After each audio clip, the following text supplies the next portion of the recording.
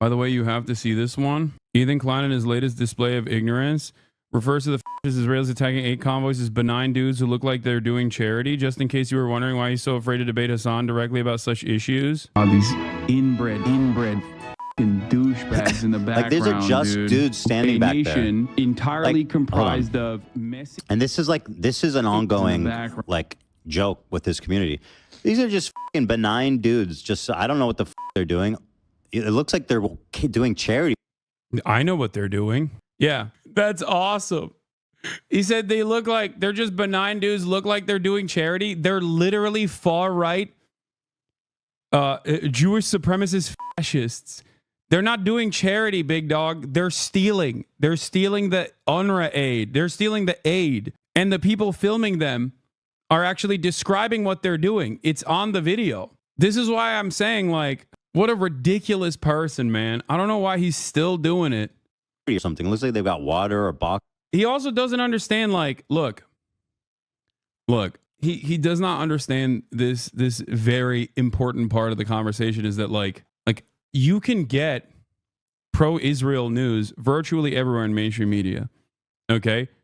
Everything is massaged in a way to make it seem as though Israel is not a fascist state doing a genocide, even when everything that is observable points to that reality, right? There's a reason why people come to me to hear this side, even if they don't fully agree with my ideology, with the way I see the world.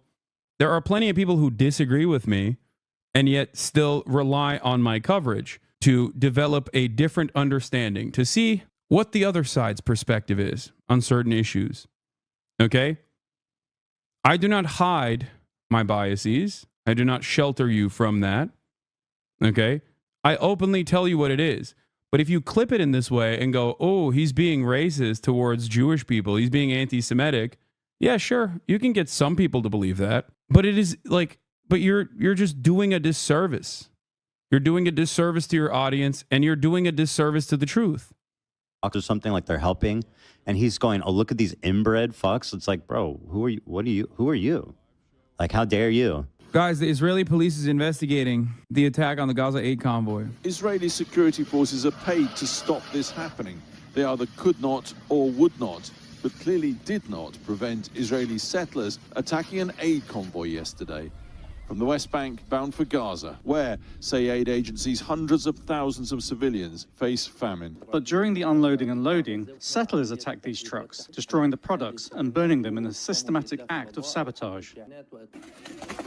A continuation of... Dude, they're so benign. They're being so benign. I'm very much not so left-leaning, but I 100% tune in whenever I want to hear the full story for any given geopolitical topic. Thank you for the content. There it is. That's it. You might not agree with me, but I'll show you my work every time. And you might have realized at this point that suspiciously, people who constantly say I'm spreading falsehoods will never actually show the full context and then constantly chirp about how I'm not watching these videos. Well, here's one aspect of the coverage and commentary that they do. It is seen yesterday as settlers destroyed food at the same crossing point. It's just bad faith. And he cries about 2-hour compilation. You got baited into doing drama? I mean, you're right. Did you bring 3 monitors? No, I always bring 1 monitor. He's not fat man. He's skinny man bad. You were looking at Barack Ravid's tweet too? Someone who isn't even anti-Israel? Yeah, that's the other thing. I mean, this is like... That's the funniest part about this process is that, like, people say, like, oh, Hasan, you're a terror supporter or whatever, right? And it's like, I'm relying on Israeli news for most of my coverage. Okay? I feel like 95% of internet discourse is this, people going in circles about things that are easily verifiable, lol.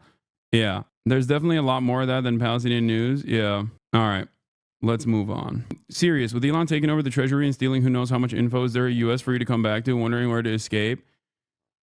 There's no way that you can escape the United States anyway. That's not a thing that you can do. What did you think about Canada targeting specifically red states and some of their retaliation? I think it's not. It's a weird way to approach it because there are plenty of wonderful people that live in the red states as well. But, like, I mean, I think universal tariffs is understandable as a retaliatory measure regardless. You know what I mean? Genuine question, why do you call yourself a socialist and not a communist? I don't care. I call myself a leftist regardless. I don't even usually call myself a socialist. I don't care what people call me. I don't care about these labels. You can call me whatever you want. I call myself a capitalist too. Oh shit, Shibuya Boys. This is a beautiful work of art. You just call yourself a Marxist? Exactly. Ethan Klein claims the Houthis brought back the second source he cites is an Al Jazeera documentary that it makes it clear within the first 2 minutes that they're reporting on a time period beginning at least 4 years prior to the Houthi takeover. I almost forgot the most fun one. They brought back. We think the Houthis, Ansar Allah, is doing. I almost forgot. This is an investigation in Yemen, with local journalists and human rights campaigners forming part of the Al Jazeera team. In June 2010, a local Yemeni newspaper, Al Masdar, reported that not only existed, but was growing in Yemen. It published the story of 500 alleged slaves in the country.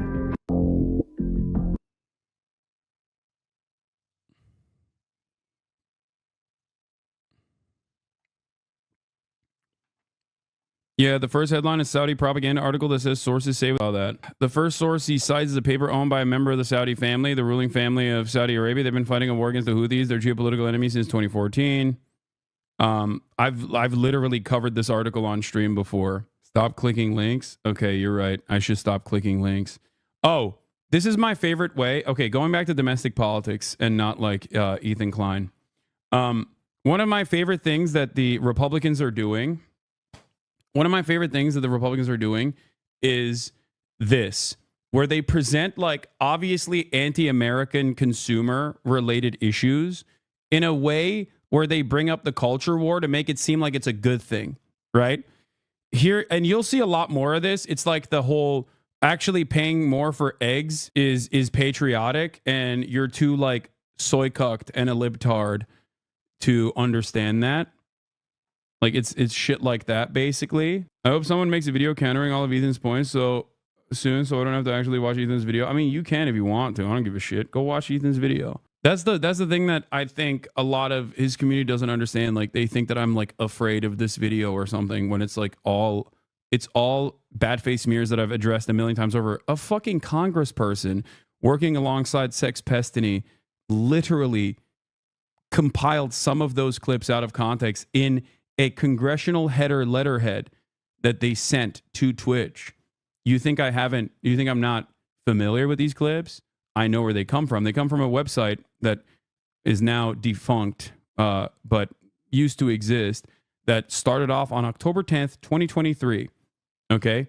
October 10th, 2023. The website was called hasanabi.com, where a compilation of clips where I will be advocating for something that is clipped out of context to make it seem like I'm advocating against said thing would appear on that website on a daily basis. These guys literally saw a genocide unfolding in the aftermath of October 7 and thought, how can we make this about Hasan and attacking Hasan? It's psychotic. He put the Hamas headband on you in this vid? Yeah, I don't really care. Also, Al Jazeera isn't a reliable source on Yemen, given their involvement in the genocide and support of the pro-Saudi government. No. The Al Jazeera documentary is literally criticizing Saudi-backed slavery in Yemen back in 2010. The Saudi news was claiming it was the Houthis actually in 2014 and beyond. Al Jazeera never claimed slavery was because of the Houthis. When you say the Burger Reich is here, should we actually be concerned about death camps and need to get out? I'm trans, or is that kind of fear-mongering? All my foreign friends think I'm going to get gassed any day now.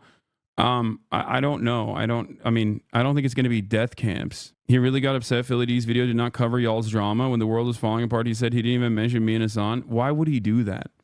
There is like 700 things that are incredibly prescient and much more important to cover than rehashing the same clips out of context that people have been blasting on the timeline in perpetuity for the past 16 months at this point, with the backdrop of it being a fucking genocide. It's ridiculous. Bro, the fact that you answered, I don't know, the death camps kind of says it all. Well, it's because it's not going to happen yet, okay? It's not. But that's the whole point. The Madagascar plan was simply a plan of mass deportation of Jews in Germany, right? That's how it starts. So I don't know where it goes, and it's entirely dependent